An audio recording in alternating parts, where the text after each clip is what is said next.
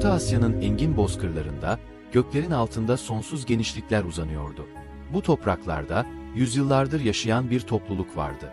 Onlar, gök tanrıya inanan, doğanın ve evrenin dengesine saygı duyan bir halktı. Bozkırın ortasında, rüzgarın şarkısı eşliğinde yaşayan bu topluluk, gök tanrıya, yani Tengri'ye derin bir inançla bağlıydılar. Onlar, göğün ulu tanrısına dualar eder, onun bereketiyle yaşamlarını sürdürürlerdi. Gök tanrıya olan inançları, onların yaşamlarının merkezi olmuştu. Onlar için, her sabah doğan güneş, Tengri'nin gücünün bir yansımasıydı. Her akşam batan güneş, onların dualarıyla uykuya dalmasını sağlardı. Bu topluluk, doğaya ve evrene olan derin bağlarını her zaman korumuştur. Onlar için, her rüzgar esintisi, her yağmur damlası, Tengri'nin bir armağanıdır. Bu toprakların insanları, gök tanrıya olan inançlarıyla ayakta durmuş, tarih boyunca varlıklarını sürdürmüşlerdir. İnanılmaz bir şekilde, modern bilim insanları, Tengri inancının doğaya ve evrene olan derin bağını keşfetmeye devam ediyorlar. Araştırmalar, bu eski inancın bugün bile bazı topluluklar için yaşam tarzını şekillendirdiğini göstermektedir. Bu videoda, geçmişi ve bugünü bir araya getirerek, Tengri inancının sırlarını birlikte aydınlatacağız. Şimdi birlikte Tengriciliğin sırlarını çözelim ve unutulmuş bir çağın kapılarını aralayalım. Tengricilik veya Tengrizm, Avrasya steplerinde ortaya çıkmış köklü bir dini inanç sistemidir. Tengriciler, kendi dinlerinin kitaplı dinlerden önce var olduğuna ve doğada bir dengenin olduğuna, bu dengenin değiştirilmesi durumunda insanların ve diğer canlıların zarar göreceklerine inanmaktadırlar. Onlar hayvanların, bitkilerin ve diğer maddelerin de ruhları olduğuna inanırlar. Tengriciler bazı gezegenleri, uyduları, yıldızları, dağları, ormanları ve ırmakları kutsal değerler yükleyerek tanımlarlar. Çok tanrılı gibi gözükmesine rağmen, aslında tek tanrılı bir din olan Tengricilik'e göre Tengri tektir ve en üstündür. Yine de bu konuda araştırmacılar arasında tartışmalar devam etmektedir. Tengri inancının merkezinde, gökün ulu tini olan Tengri'ye olan tapınma bulunmaktaydı. Bu inanca göre, insanlar kendilerini gök ata Tengri'ye, toprak ana Ötüken'e ve insanları koruyan atalarının tinlerine emanet ederlerdi. Ayrıca, doğa tinlerine olan saygı da Tengricilik'in önemli bir unsuru olarak kabul edilirdi. Onlara göre, büyük dağlar, ağaçlar ve bazı göller, güçlü tinler barındırmaktadır. Bunlar doğrudan tanrılar olarak kabul edilmezlerdi. Onlar sadece gökün ve yerin varlığının birer göstergesi olmuştur.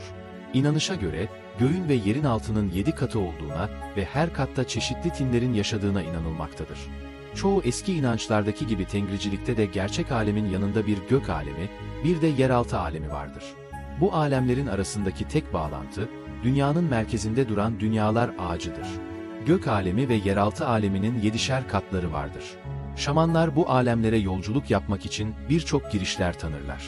Bu alemlerin katlarında, aynı yeryüzündeki insanlar gibi bir hayat sürdüren varlıklar vardır. Onların da kendi saygı gösterdikleri ruhları ve şamanları vardır. Bu varlıklar yeryüzünü ziyaret ederler ama insanlara görünmezlerdi. Sadece ateşin garip bir cızırtısında ya da bir tilkinin havlamasında kendilerini belli ederler ve şamana görünürlerdi. Güneş, ay, ateş ve su, Tengri'nin gücünün simgeleridir. İnsanların göğe yakararak elde ettiklerine inandıkları buyan adlı güç, güneşin göğün neresinde durduğuna bağlı olarak değişmektedir.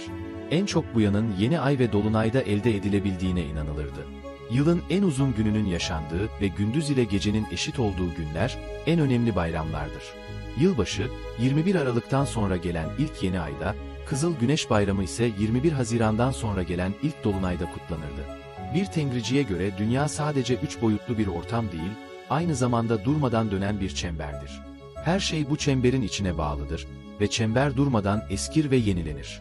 Dünyanın 3 boyutu, güneşin hareketi, durmadan hareket halinde olan mevsimler ve bütün yaratıkların ölümden sonra tekrar doğan ruhlarından oluştuğuna inanırlardı.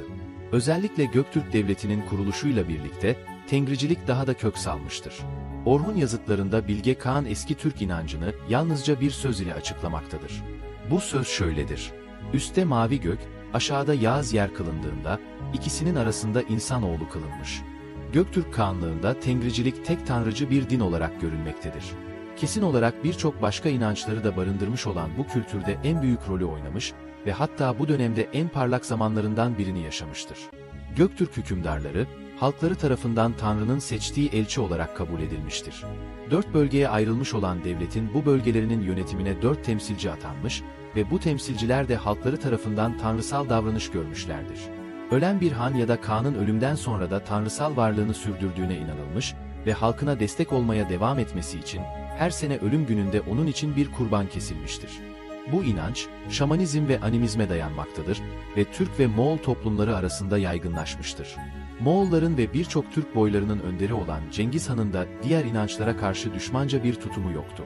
Savaş olmayan zamanlarda, hatta bazen savaşlardan sonra Budist manastırlarında dinlenirdi. Meditasyon ve oruç ile ruhunu arıtırdı.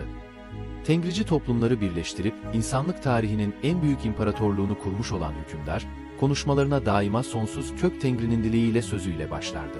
Cengiz Han'ın döneminde Tengricilik, Hunlardan ve Göktürklerden sonra tekrar ve son kez büyük bir ün kazanmıştı. Türkler, doğaya ve tinlere saygı göstererek belirli kurallara uyarlar ve bu sayede dünyalarını dengede tutarlardı. Bu şekilde davranarak, kişisel güçlerinin doruğuna ulaşıp dışarıya yansıdığına inanırlardı. Ancak, eğer bu denge bir kötü tin saldırısı veya bir yıkım nedeniyle bozulursa, bir kamanın yardımı veya Tengri'ye sunulan bir adak ile yeniden düzene sokulması gerektiğine inanılırdı. Tengrici bir insanın doğaya karşı büyük saygısı vardır. Çünkü doğa ruhlarla doludur. Büyük bir dağın, görkemli yaşlı bir ağacın, bir gölün ya da bir vahşi hayvanın bir ruhu ve bir kişiliği vardır. İnsan doğadan sadece kendine ve ailesine lazım olduğu kadarını alır. Savurganlık Tengri'yi ve yer suları öfkelendirir. Eğer insan doğadan bir şey alabildiyse, bu salt doğa ruhlarının rızasıyla olmuştur. Bu yüzden onlara minnettar olması gerekmektedir. Eski Türk inancının tek tanrıcı mı yoksa çok tanrıcı mı olduğu hakkında farklı fikirler vardır. Bu noktada en mühim tartışma konusu Tengri kelimesinin hangi zamanda gök ve hangi zamanda tanrı anlamında kullanılmış olduğudur. Her iki anlamı da her kaynakta mantıklı bir telaffuz oluşturur. Viyana Üniversitesi'nin bir makalesinde eski Türk inancı hakkında iki genel fikir olduğu şöyle açıklanmaktadır. Birinci görüşte Türklerde şamanizmde, totemizmde yoktu. Türk dini tek tanrıcı bir dindi. Bu fikir özellikle Türk bilimcileri tarafından temsil edilmektedir. İkinci görüş ise Türklerde hem şamanizm hem totemizmin var olduğudur. Eski dikili taş yazılarında şamanların sözü edilmese de daha geç yüzyıllarda var olduğu kanıtlanmış ve birçok Kuzey Türk dillerinde kam kelimesi halen bulunmaktadır. Türklerin şamanist olduğu, örneğin bazı antik Çin yazıları ile de kanıtlanabilmektedir. Türklerdeki totemizm hakkında pek fazla bilgi olmasa da bazı deliller buna işaret etmektedir. En önemli delil, Türklerin türeyiş efsanesidir. Bu efsanede Türklerin kurtlardan türedikleri anlatılır. Ayrıca Türk orduları kurt kafası resmi olan bayraklarla savaşa gitmiş ve hatta ordunun yüksek düzeydeki önderlerine doğrudan kurt adını vermişlerdir. Günümüzde Moğollarda ve doğaya bağlı göçebe yaşam biçimi sürdüren Türk halklarında, örneğin Altay Türkleri ve sahalarda ayrıca da Finlandiya ve Macaristan'da Tengri inancını bulmak mümkündür. Ancak Tengriciliği çoktan bırakmış toplumlarda da bu inancın birçok parçası İslam, Hristiyanlık, Budizm, Musevilik ya da Taizm ile birlikte geleneksel olarak günümüze dek sürmektedir. Örnek olarak ağaca çaput bağlama gibi gelenekler ve Türkiye Türkçesindeki utançtan 7 kat yerin dibine girdim deyimi gösterilebilir. Yine ölen birisinin ardından yapılan mevlid törenleri Tengricilik dininden bugünkü Türklere geçmiş bir gelenektir. Yalnızca Müslüman Türklerde ve Müslüman Boşnaklarda mevlid okutulur. Müslüman Boşnaklar ise bu geleneği Osmanlı döneminde Müslüman Türklerden edinmiştir. Genel olarak dini ne olursa olsun tüm Türk uluslarında Tengri dönemi gelenekleri görmek mümkündür. Videomuzun sonunda Tengricilikin derinliklerine bir yolculuk yaptık ve Orta Asya'nın gizemli inanç sistemini keşfettik. Bu antik inanç sistemi, doğaya olan derin saygı ve evrenin dengesini koruma çabasıyla dikkat çekmektedir. Videomuzu izlediğiniz için teşekkür ederiz. Umuyoruz ki Tengricilikin gizemli dünyasına yaptığınız bu kısa yolculuk ilginizi çekmiştir. Eğer bu videoyu beğendiyseniz, kanalımızı takip etmeyi unutmayın. Ayrıca, bu videoyu arkadaşlarınızla ve ailenizle paylaşarak, Tengricilikin mirasını daha fazla kişiye ulaştırmamıza yardımcı olabilirsiniz. İzlediğiniz ve desteğiniz için teşekkürler.